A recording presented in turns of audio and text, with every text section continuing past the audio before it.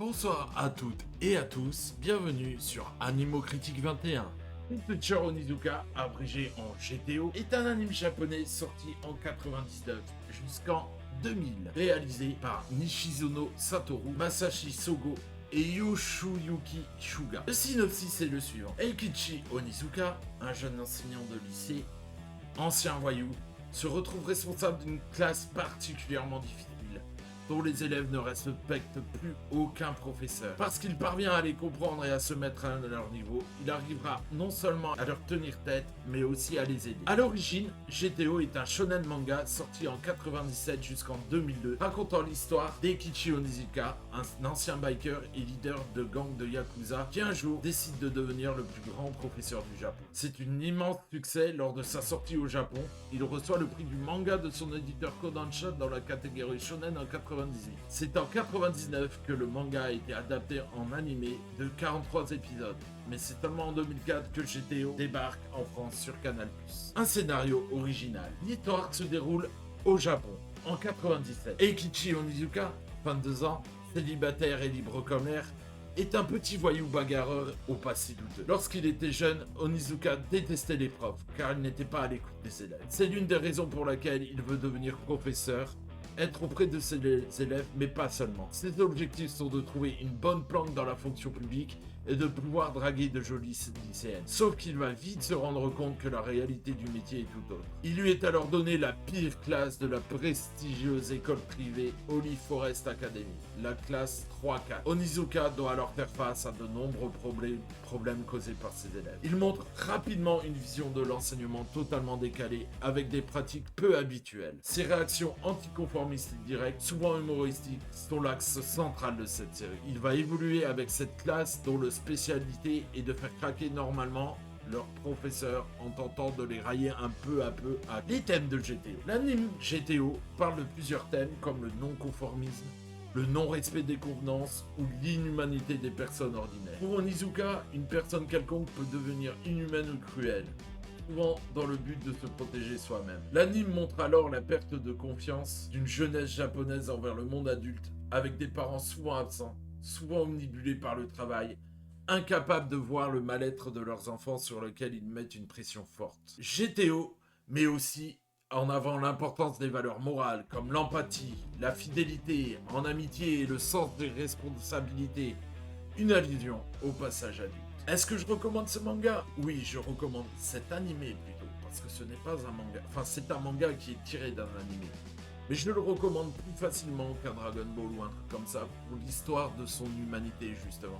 Et ses situations rocambolesques. Vous verrez par exemple dans l'animé une situation où Onizuka est tout bowling et met ses doigts dans des boules et reste collé à la boule. Si vous connaissez un peu l'univers des animés, vous allez reconnaître le chat, comment il s'appelle enfin bref, le chat qui fait des inventions. Enfin bref. Si je devais mettre une note à ce manga, je mettrais une note de 18 sur 20 parce que ce manga est exceptionnel. Comme vous pouvez le voir ici, j'ai l'animé qui circule en fond. Et vraiment, c'est vraiment un manga, top. Mes personnages préférés, je pense que c'est Onizuka parce qu'il est attachant, bien évidemment. Il est attachant et il sait y faire avec les élèves. Là où je suis un peu plus consterné, c'est vrai que, bon, peut-être plus maintenant, mais c'est vrai que l'éducation au Japon est très stricte. Si vous regardez les reportages, pour entrer dans le cadre, vous nettoyez vos classes. Tandis que là, c'est carrément l'univers des gangsters. Il arrive dans cette classe où c'est très compliqué de se faire respecter. Et au début, vous le voyez ici. Il va se faire railler par les gangs, alors que les gangs ne savaient pas qu'il était lui-même chef de gang, chef ancien gang. C'est un peu compliqué de se dire, voilà, c'est un manga, un animé, pardon, j'ai du mal. Ensuite, la liste, alors il y a des personnages attachants, Comme Mouraï, par exemple. Mouraï, c'est vraiment la tête de Turc, la tête de Turc de Onizuka. Il y a Mouraï, il y a Urumi Kanzaki, qui est un peu psychopathe sur les bords. Hein, on pourra pas dire.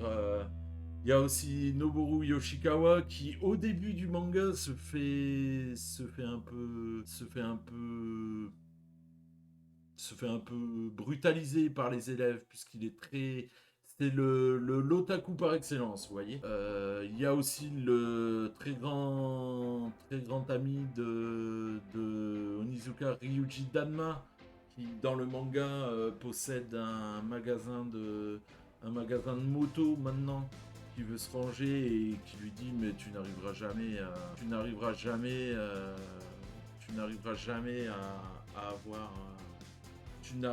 jamais à avoir ce que tu veux. La principale, Ryoko Sakurai, laisse sa chance à comment dire à Onizuka pour redresser cette classe, puisque personne ne veut de cette classe en fait. Il y a aussi le proviseur Hiroshi Uchiyamada qui fait tout, mais alors tout pour descendre Onizuka et qui veut le faire virer absolument. Bref, vous verrez dans ce manga, que voilà, il y a des personnages que vous reconnaissez, il y en a d'autres où vous allez vous reconnaître, par rapport à votre vie et par rapport à ce que vous êtes. Il y a Tomoko Nomura aussi qui est un peu, disons-le, bébête sur les bords, qui était élève au lycée, qui va faire une carrière dans la culture japonaise et qui va se faire avoir, et vous le verrez dans un épisode d'ailleurs. Dans un épisode où elle se fait carrément maltraiter. Donc oui, il y a aussi Fuyutsuki Azusa qui est secrètement amoureuse d'Onizuka, mais Onizuka s'en fout en fait. Donc voilà, c'est